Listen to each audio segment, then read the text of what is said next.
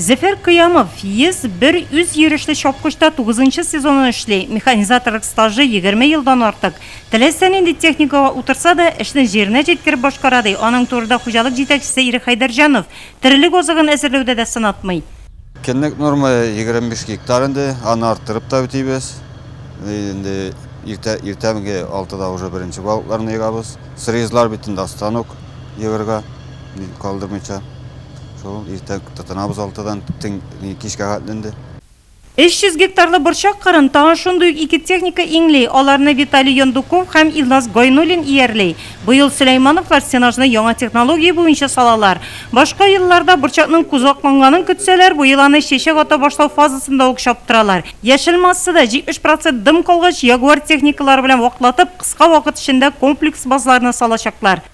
Безнең хуҗалык буенча 12 000 тоннада синаж әзерләнергә тиеш 2020 елда һәм 3,5 тонна печән әзерләргә тиешбез. Синажны беренче курстан люцернадан 5000 тонна салдык. Планнарыбыз бұрчактан салырга и икенче культура булып тора инде безнең суданка. Хуҗалыкта бер баш шартлы тирлеккә 40 центнер азык берәмлеге әзерләргә планлаштыралар. Азык бұрчагыннан тыш 2000 гектарда люцерна, 150 гектарда суданка үлән үстергәннәр. Хәзер хуҗалыкның барлык техникасы печән әзерләүгә җәлеп ителгән.